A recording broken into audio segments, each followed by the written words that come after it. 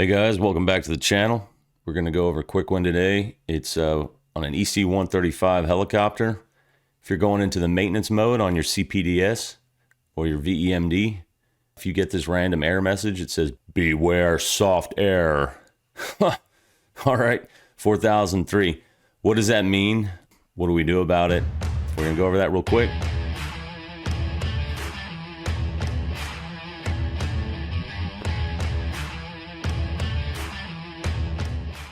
All right, a quick review on how to go into the maintenance page. You power up the helicopter, and after everything boots up the way it's supposed to, you turn off the VEMD, upper and lower lanes 1 and 2, turn them off, wait a second, turn them back on, and then hold down the scroll and reset keys until it tells you to release the key. Once you do that, it'll boot up into the maintenance page. But this particular aircraft, when it boots up, it gives you this error message, "Beware soft air," air code 4003. All right, what does that mean? We'll go over that in a second. But if you need to bypass this to get your numbers off of your flight page or whatever, turn the VEMD off, turn the CAD off, and then go back in the maintenance page. Turn them back on again, leave the CAD off, but turn the VEMD on, hold down the scroll and reset key. And then it will go into the maintenance page, and it ends up bypassing the error messages on the CAD, okay? What does that mean? We'll go over that again, but just another quick review on what the error messages are.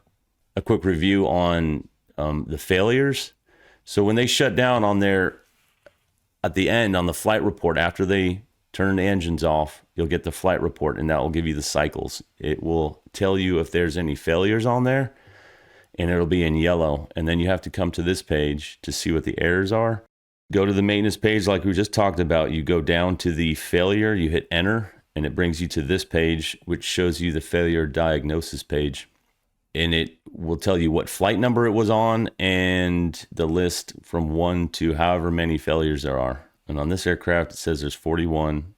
The flight number is 7071 for the most recent, which is crazy because right now we're on flight number 964. So I'm not exactly sure if at some point they had reset the flight count on this aircraft, so it keeps older or higher numbered flights, even though they were a lot longer time ago. Anyway, so if you hit enter again, it'll show you what the, either if it's a VEMD error or a CAD error. And this specific one has 2 CAD errors.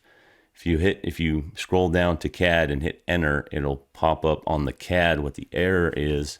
And for this one, it says test reference 43 and C. C is CAD. And then on the bottom, it says P2 for the first one, and then P1 for the second one. And on the top, it says what the flight number was, and it occurred at 0 hours, 1 minute, and 19 seconds after startup or after powering on the aircraft. And the other error message is number 42. This one was 43. This one's 42. And you would have to get with Airbus to see what those are, because I don't think you could find those anywhere in the manual. If I'm wrong, let me know in the comment section, because honestly, this has always been a struggle. But good thing is I haven't had errors on my aircraft in a very long time.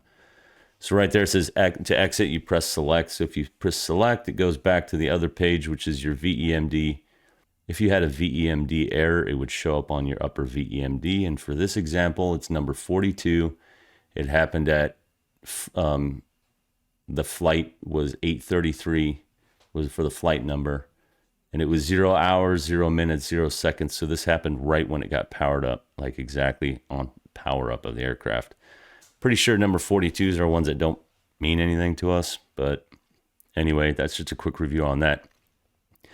So back to our main topic here of this video is beware soft air 4003. So if I go to Airbus's Orion EC135 maintenance manual, and I just search for error 4003, it brings me to this section, which is a system description section 3165, functioning CPDS central panel display system. It explains your CPDS, so we're just going to go over that real quick.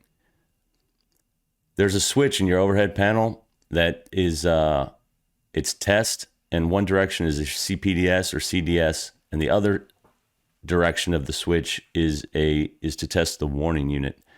And you switch it to CDS position, it lights up your screen like this with all the colors. And then there's 3 sets of numbers. So we're just going to read this real quick. It says it says a test page with a color pattern. Check some of the configuration, which is number 1. The numbers on the bottom left. I don't know what the check some of your configuration is. I have no idea what that means. The next one, it says the part number, which is number 2, which is on the center. That's the part number of the CAD on the left, and on the other 2 are part number of your VEMD. And the last 2 digits of that part number tells you what version software you have installed in your aircraft. And then the other number, it says the configuration number, which is number 3 on the screen, which is the bottom right.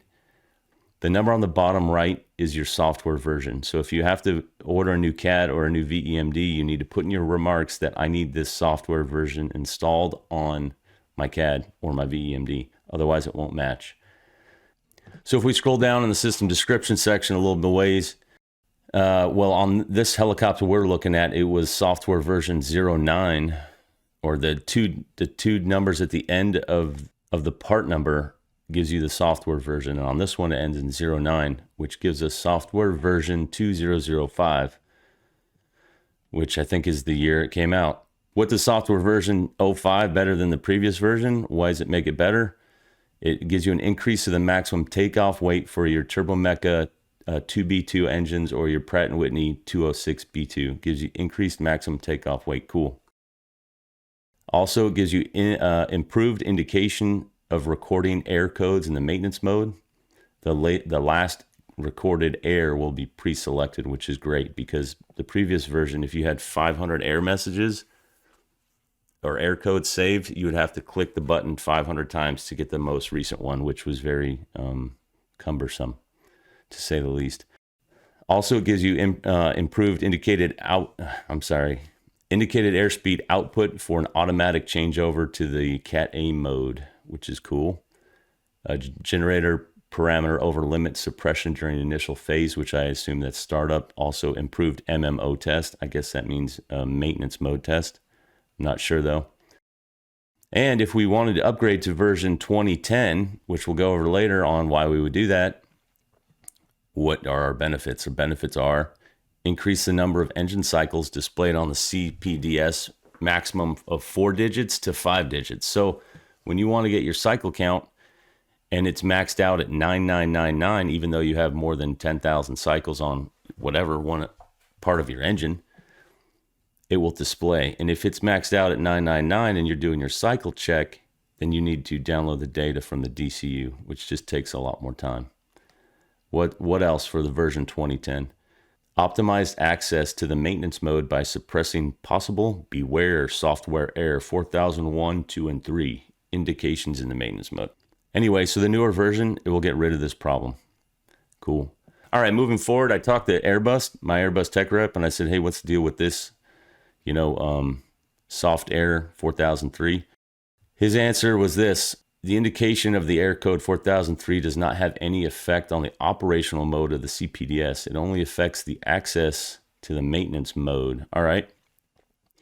He says the indication might be due to the fact that the sum of the recorded flights in the VEMD and CAD with failures exceeds 255. Interesting. During failure synthesis on the CPDS while accessing the maintenance mode, this may cause an overflow in that memory, which is why you get this error. What can you do about it? He says the following measures might help take care of this issue without equipment change. You can erase the failure memory of the CPDS on the VEMD and the CAD, but you need special computer from Airbus. You need to borrow it from them. The other thing is he says access only the VEMD in the maintenance mode. To do that, you wait until the maintenance mode is active and then power on the CAD. By this, the failure code information of the CAD is missing.